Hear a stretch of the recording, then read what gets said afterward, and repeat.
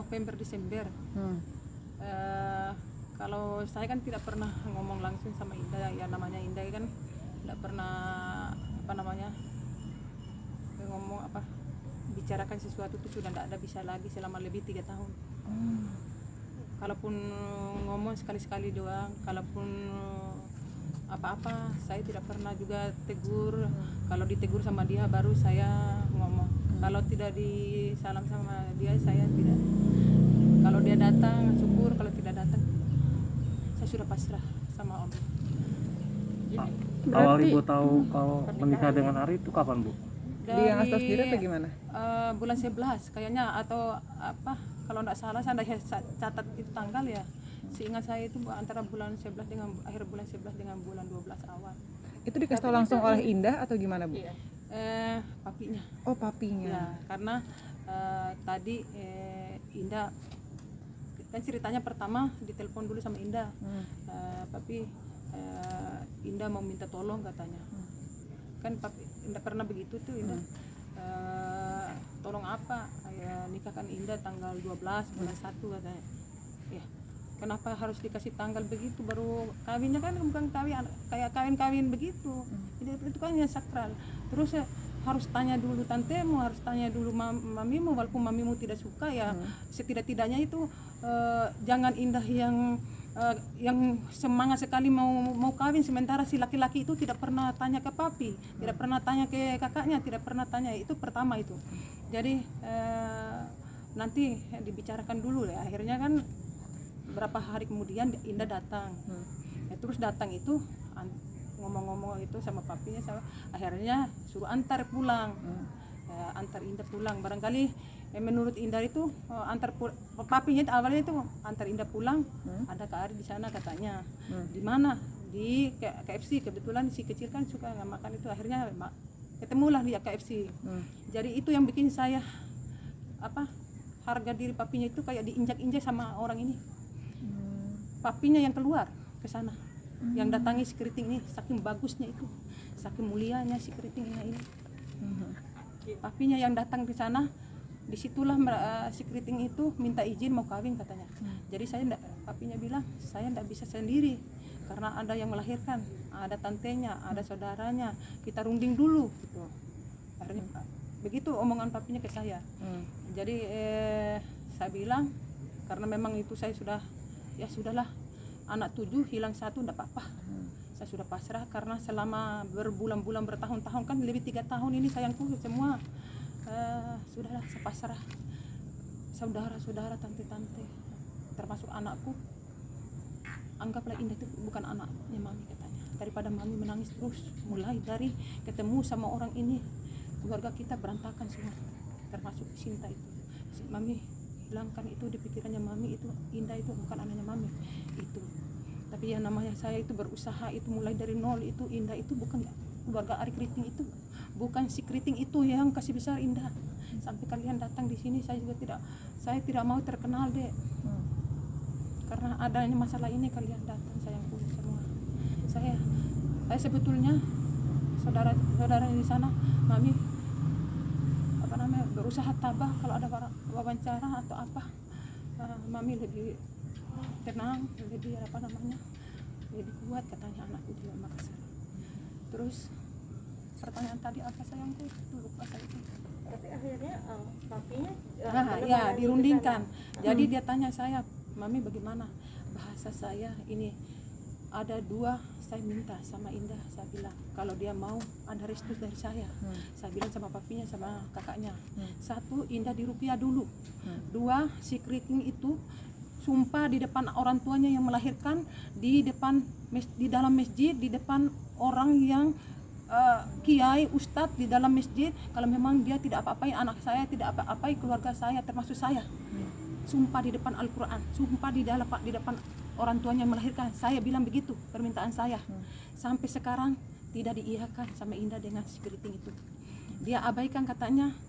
Indah yang bilang ke saya, kakaknya juga sampaikan ke saya, mami aja. Sebetulnya itu mami harus ruqyah katanya. Mami itu terlalu banyak jinnya di kepalanya mami katanya, itu Indah. Akhirnya saya tidak marah posisi ngomongnya Indah itu karena saya anggap itu Indah itu sudah dikasih cuci otaknya, dikasih hitam, dikasih gelap. Itulah Indah itu. Tapi saya tidak marah sama Indah. Selama lebih 3 tahun ini si keriting ini sama dengan Indah 5 kali saya minta. Yang terakhir itu saya tegur Indah. Ini si kecil dia bawa bermalam berapa hari, tapi main anjing. Dipeluklah anjing ini si kecil, tapi dia cerita ke saya. Jadi disitulah saya, anakku yang satu sudah rusak, kenapa satu lagi mau dikasih rusak? Sementara anjing itu kan najisnya, bagaimana? Saya bilang begini, dah, ini dia datang. Indah minta tolong nak, jangan dikasih ketemu sama anjing, jangan suruh gendong itu anjing, jangan disuruh pegang anjing anakku itu calon ustadku. Saya bilang begitu. Jangan, kalau kau mau bawa anakku yang Ali itu, jangan bawa ketemu sama keriting itu di rumahnya keriting itu, bilang gitu. Akhirnya di situ marah Indah sama saya. Mami jahat sekali, orang baik-baik dia bilang begini begitu. Tapi itulah terakhir, sampai dia 3 kali datang tidak mau salaman sama saya, tidak mau ketemu sama saya, tidak mau ngomong sama saya. Tapi saya bilang biarlah, saya sudah tahu Indah itu orang sakit, tidak pernah saya marah lagi, tidak pernah. Itu terakhir kemarin 2 malam itu saya tahu dia pasti minta restu dari saya. Kemarin malam hari apa itu? Hari apa ya? Hari Senin ya. Senin saya habis sholat duhur, langsung dia maju di sini, langsung salaman. Saya kaget juga. Itulah yang saya tunggu. Apakah dia berani meminta ke saya atau bagaimana? Walaupun tidak minta juga, saya sudah ikhlas, saya sudah anggap itu bukan anakku. Itu karena saya air mata saya ini sudah capek, sudah berember-ember, sudah berdrom-drom lebih 3 tahun ini. Itulah saya. Ku anggap anakku Indah itu dia orang sakit, karena manis dia sakit. Tidak ada itu seorang anak dia hina-hina saya ini. Tidak ada mungkin. Saya ini 4 anakku perempuan. 4 anak perempuan, 2 yang kawin, 1 masih ada. Termasuk itu. Tapi ada juga pacarnya, tidak pernah saya marah. Tidak pernah saya, karena itu orang normal berpacarannya. Sinta juga tidak cari laki-laki, tidak kemana-mana. Walaupun yang namanya barangkali kalian juga berpacaran, tapi itulah Indah dulu 20 tahun tidak pernah berpacaran, apalagi berpacaran, tidak pernah saya larang. Dia sendiri yang tidak mau berpacaran. Dia tidak mau. Dia bilang, mau Mami. Kalau ada yang tanya artis yang mau mendekati saya, Mami jangan dulu Mami. Indah fokus ke karir katanya. Demi Allah demi Rasul ngomong itu. Tidak mau berpacaran, nanti janjian ke sana, janjian ke sini. Itu omongannya Indah itu sebelum ketemu sama orang ini. Demi Allah demi Rasul saya ngomongnya itu. Tidak ada sekarang-karang. Tidak ada sekarang-karang, betul. Itu omongannya Indah, sampai 20 tahun umurnya tidak pernah 1 kali dia berpacaran sebelum keriting ini. Sampai diusir-usir juga, dia bentak juga sama dia. Isi itu anak-anakku, itu Indah itu anak baik. Cuman dikasih tersesatin sama orang ini. Sampai dia nekat menikahkan anak saya. Itu dia nikah itu. Dia senang di sana, itu keluarganya orang di sana, dia senang-senang, dia ketawa, dia bahagia, silakan. Inilah saya menderita di sini. Si keriting itu tidak memanusiakan kita di sini. Oke lah, saya tidak mungkin. Tapi papinya, saudaranya, apa-apanya semua ada. Indah itu dibutakan sama orang itu. Dicuci otak itu, harus begini, diarahkan sama orang itu. Saya tahu Indah itu tidak begitu, tidak begitu. Saya jangankan kasar sama saya, jangankan benci sama saya bertahun-tahun begini. Indah itu semua orang tahu.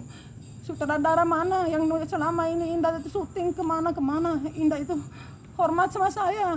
Apa yang saya bilang dia hormat sama saya. Itu Indah itu tidak pernah bergaul sebebas begini. Itu Indah 20 tahun benar. Itu Indahku itu. Dia seorang alim, dia sholat tidak berhenti, tahajud tidak berhenti, puasa Senin Kamis tidak berhenti, apalagi yang lain-lainnya. Itu Indah. Pas ketemu sama orang ini, dia benci dengan ustaz, dia benci dengan dia kata-katai saya, kasih mati tuh HP itu, jangan dengar ceramah orang bohong itu, semua ustaz bohong itu. Di situ di kepalanya Indah itu setan semua ngomongnya itu, dia bentak-bentak saya itu. Tapi saya berpikir, saya tidak marah sama Indah. Ya Allah, saya bilang begitu. Kenapa aku bilang. Akhirnya biar tasbih itu dia buang. Itu yang aneh sama Indah, mulai berpacaran sama orang itu.